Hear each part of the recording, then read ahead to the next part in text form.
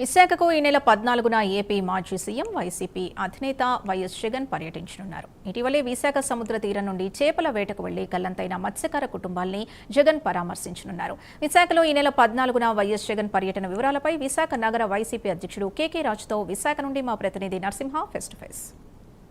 మాజీ CM YS Jaganmohan Reddy ఈ నెల 14న అయితే విశాఖ పర్యటన నేపథ్యంలో మత్స్యకార కుటుంబాలను ఆదుకునేందుకైతే విశాఖ రానున్నారు. ఈ పర్యటనకు సంబంధించి విశాఖ నగర వైసీపీ అధ్యక్షులు కేకే రాజుతో ఈ పర్యటనకు సంబంధించి మరిన్ని వివరాలు అడిగి తెలుసుకున్నాం.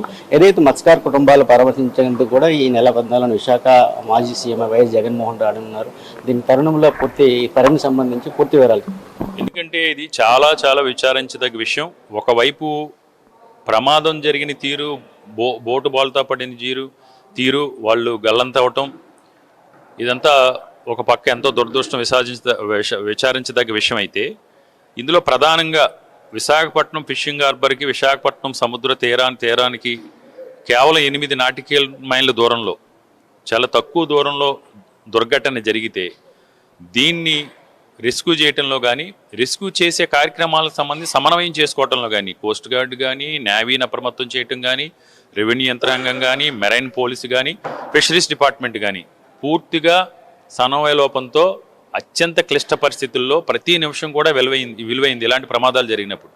ఆ విలువైన సమయాన్ని, క్లిష్ట పరిస్థితుల్లో ఉన్న సమయాన్ని వీళ్ళు వృధా చేసి 20 గంటల పాటు కాలయాపన చేసి సమన్వయ లోపంతో ఎక్కడ కూడా టెక్నాలజీ అనే దానికి జోలికి పోకుండా, సాంకేతికను ఉపయోగించుకోకుండా చాలా బాధ్యతారాహిత్యంగా వ్యవహరించడం వల్ల ఈరోజు 6 కూడా గల్లంతయ్యారు.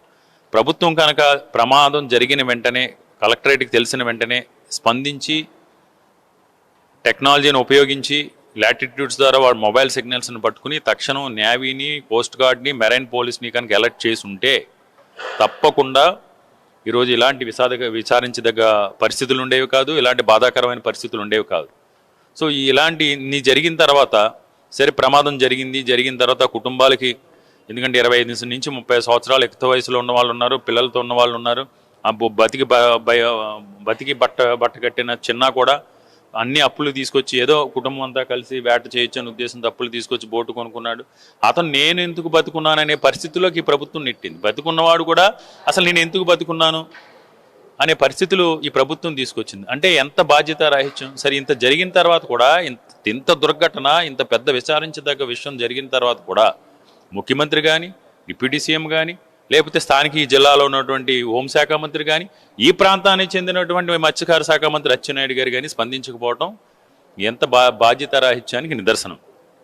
ఏదో అదే సమాజ వర్గానికి సంబంధించిన కొల్లి రవీంద్ర మంత్రి గారిని పంపించడం అనేది కంటి తుడుపు చర్యగా, ఇదిగో ఒక 5 లక్షల రూపాయలు కేంద్ర ప్రభుత్వం నుంచి, 5 లక్షల రూపాయలు రాష్ట్ర ప్రభుత్వం ముఖ్యమంత్రి సహాయం నుంచి ఇస్తూనే ఉంటాం.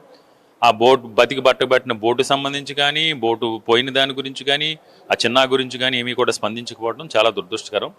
ఏదైతే ఇప్పుడు ఈ 6 కుటుంబాలు కూడా ఏదైతే ఇప్పటివరకు కలెక్టర్ని కూడా కలిశారు, మేము అసంతృప్తిగా ఉన్నాము, మాకు ఈ 10 లక్షలు చాలదు, దాంతోపాటుగా ఒక ఉద్యోగం, ఒక గృహాన్ని కూడా కల్పించమంటూ కూడా వారు కలెక్టర్ కూడా ఫిర్యాదు చేయడం జరిగింది.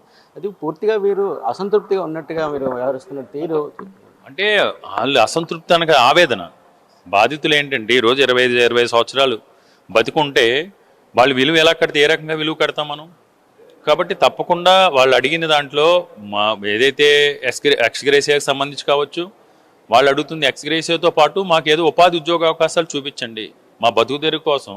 ఈ 10 లక్షలతో వాళ్ళ జీవితకాలం బతికేలేరు కదా ఈ రోజున్న పరిస్థితుల్లో. కాబట్టి వాళ్ళు డిమాండ్ చేస్తుంది ఏంటంటే, ప్రభుత్వం ఉంది, ప్రభుత్వం ఎవరి జేబులోంచి ఇచ్చేది కాదు కదా, ఇది ప్రభుత్వం ఉంది కాబట్టి మాకు ఏదో రకంగా ఉపాధి ఉద్యోగ అవకాశాలు కల్పించండి అని వాళ్ళు మొరపెట్టుకుంటున్నారు. దాన్ని కూడా, వాళ్ళ మొరను కూడా ఈరోజు ఆలకించడానికి అధికారులు కానీ, సోకాల్డ్ మంత్రులు కానీ, ముఖ్యమంత్రులు కానీ, లేకపోతే ఎమ్మెల్యేలు కానీ, ప్రజాప్రతినిధులు కానీ, కుటుంబంలోని ప్రజాప్రతినిధులు కానీ సుముఖత చూపించట్లేదు. అలా వినే పరిస్థితుల్లో కూడా లేరు. ఏంటో మరి వీళ్ళకి ఇంత అహంకారం ఏంటో, ఈ అధికార దర్పం ఏంటో, కనీసం మానవతా దృక్పథం లేకుండా ఈరోజు ప్రజాప్రతినిధులుగా ఉండి ప్రజలు ఓట్లు వేస్తే ప్రజల కష్టాలని, బాగోగుల్ని పట్టించుకోకుండా వీళ్ళు ఉన్న నిర్లక్ష్య ధోరణి ఏంటో ఎవరికి అర్థం కాని పరిస్థితులు ఉన్నాయి ఈరోజు ఈ రాష్ట్రంలో. ఏ అంశంలో చూసినా అంతే కావచ్చు, అభివృద్ధిని కావచ్చు, ఈ కష్టకాలంలో ఉన్న ప్రజలకి నమ్మకాన్ని కల్పించడంలో కావచ్చు, లాండ్ ఆర్డర్ విషయంలో కావచ్చు, ఈ రాష్ట్రాన్ని ఈ 2 సంవత్సరాల కాలంలోని ఈ కూటమి ప్రభుత్వం ఈ రాష్ట్ర భవిష్యత్తును భ్రష్టు పట్టించింది.